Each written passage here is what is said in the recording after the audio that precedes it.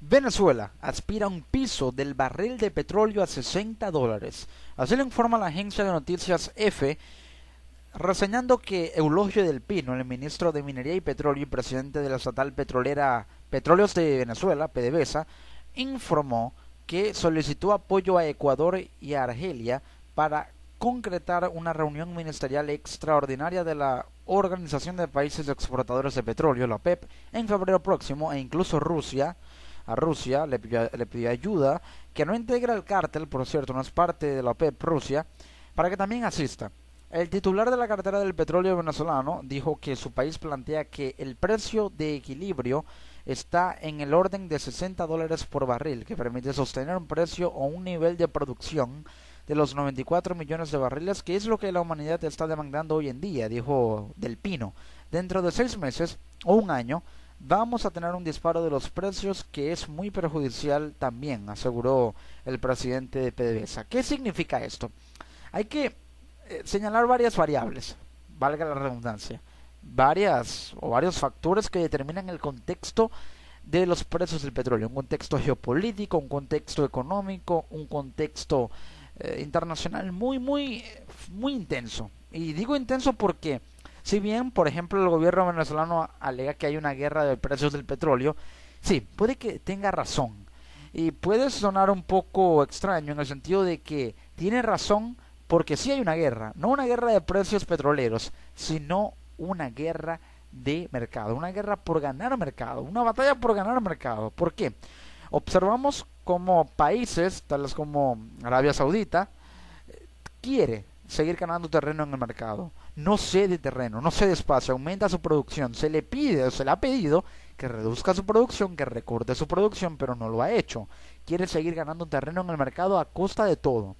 Observamos cómo Estados Unidos ha apostado a la producción no convencional con su innovador sistema de perforación, extracción y exploración de petróleo, que es el fracking, que consiste en perforar, fragmentar rocas de esquisto que mantienen allí esquisto, y es un tipo muy raro de petróleo que puede ser extraído. Eso se da más que todo en los suelos de Texas, zonas muy áridas en territorio estadounidense. Luego también tenemos a otro productor que ha ingresado al mercado tras el levantamiento de sanciones energéticas, en el caso de Irán, que ahora está inyectando 1 millón de barriles diarios de petróleo al mercado. Estados Unidos quiere mantener su posición. De hecho, ha perdido cotización por las caídas en las bolsas de valores. El Nasdaq dejó de cotizar tanto como lo hacía antes. Eh, Arabia Saudita sigue cotizando, pero no reduce su producción. Lleva la delantera por encima de Estados Unidos. E Irán quiere y está ganando espacio. Ojo, muy atentos con Irán. Entonces, en un mercado, porque al fin y al cabo, a pesar de que haya varios mercados, es uno solo porque el mundo de los mercados es el que va a determinar siempre la ley de la oferta y la demanda. En este caso no sería la excepción del petróleo. En un mercado en el que tres países potencia en la producción de petróleo intentan o quieren tener cabida, un espacio reducido, porque hay mucha competencia. Arabia Saudita, Estados Unidos e Irán, que han generado una sobreoferta, una sobreproducción y una sobredemanda también, que ha afectado los precios porque genera un desequilibrio. Imagínense una balanza. De un lado de la balanza se encuentran Arabia Saudita, Estados Unidos e Irán, y del otro lado los países productores que digamos no producían o no están produciendo como antes si lo hacían, en el caso de Argelia, Ecuador y más puntualmente de Venezuela, países que ya no producen como antes. La balanza se inclina más del lado de Arabia Saudita, Estados Unidos e Irán. Entonces ese desequilibrio es lo que altera los precios del petróleo, porque la cesta OPEP, en el cálculo promedio de ella, se ve afectada por la incidencia de una sobreoferta que ha generado también una baja en la producción. Hay sobreoferta por un lado, hay sobreproducción de ese lado, pero hay una baja y una caída en la producción por el otro. Hay sobreoferta en el lado de las potencias y hay baja en la producción, contracción industrial en la producción de petróleo del lado de Argelia, Ecuador y más que todo de Venezuela. Ese desequilibrio en el cálculo promedio de la cesta OPEP, que ronda los $37 el barril, lo afecta, y por ello es un precio que no da mucha rentabilidad al mercado. Si nos vamos al caso puntual de Venezuela, como lo dice Eulogio del Pino, Un precio o un nivel de producción de los 94 millones de barriles es lo que demanda o lo está demandando la humanidad actualmente. Por ello, el barril de petróleo tiene que cotizar en 60 dólares. 60 dólares por cada barril que se venda en un año puede generar la cantidad suficiente para que se mantengan los costos de producción, se mantenga la estructura de costo de 94 millones de barriles diarios según cálculos y estimaciones de PDVSA. Pero en una situación de mucha volatilidad de los precios, no es seguro que se mantenga ese piso de los 60 dólares.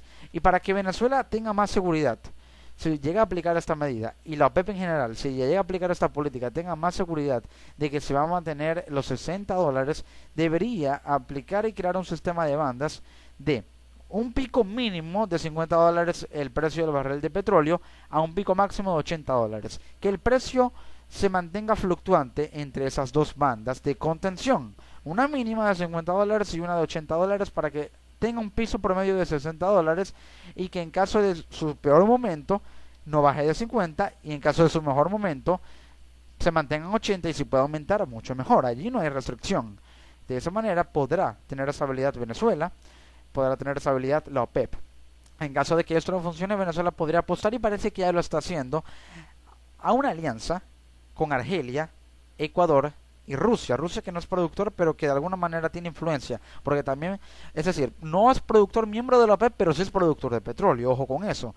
Y si Venezuela se alía en potencia para producir en conjunto y se financian mutuamente para crear tratados de producción y financiamiento petrolero entre Argelia, Ecuador, Rusia y Venezuela, podrán aumentar su producción colectiva, cotizar más, lo que aumenta el precio y beneficiaría a la OPEP incluso con un miembro que no es parte de ella. Hablo de Rusia.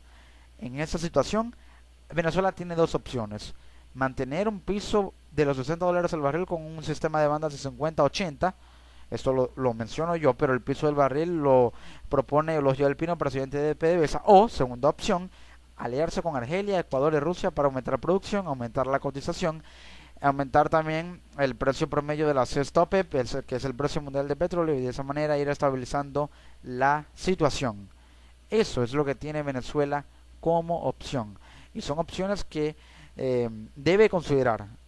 Tiene un panorama sombrío, y si puede aplicar alguna de esas dos opciones, la que se dé primero y que se dé de la mejor manera posible también, es la que va a predominar como la opción que va a marcar y a dictar, también a encaminar y determinar la política de Venezuela, pero también de la OPEP en materia petrolera, de mantener un piso del precio del petróleo, pero también se verá obligado a equilibrar su producción, a reducirla un poco para mantener cierto equilibrio con los países que irán en un resurgir o van a por el resurgir, como lo son Argelia, Ecuador, Venezuela y Rusia, para equilibrar la competencia con países que están generando un desequilibrio grandísimo en la OPEP, como lo son Irán, Estados Unidos y también Arabia Saudita. Pero ¿qué está pasando con el petróleo?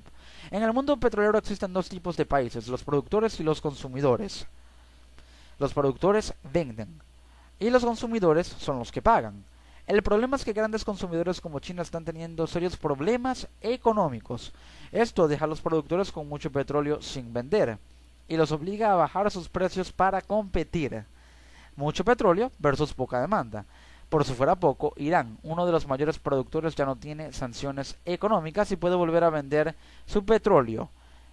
Esto significa, lo que significa mucha más oferta y precios mucho más bajos. Eso es lo que pasa con el petróleo.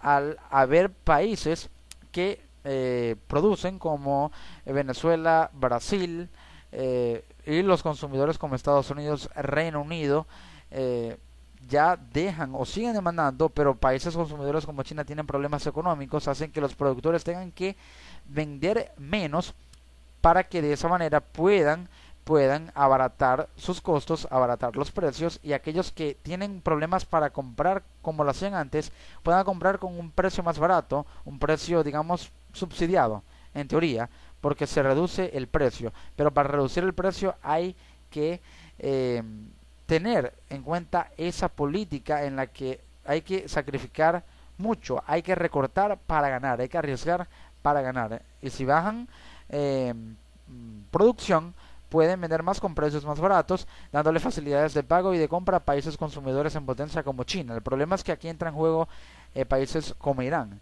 que están inyectando más petróleo al mercado, lo que significa que hay más oferta, pero con menos producción y precios más bajos. Esto quiere decir que se está ofertando mucho, se está produciendo mucho, pero cada vez se gana más petróleo por ello, lo cual genera distorsiones económicas en la OPEP y por ende no hay rentabilidad, no se cubren costos de producción y afecta al precio promedio general, lo cual afecta al Producto Interno Bruto de cada país por concepto de cada ingreso por la renta petrolera que les llegue. Eso es lo que pasa con el petróleo y por ello es que los precios del petróleo cayeron abruptamente en el 2015 y se mantienen bajos, con un precio promedio OPEP de $37 y un precio de la cesta petrolera venezolana en $24 el barril. Así se encuentra el mundo del petróleo.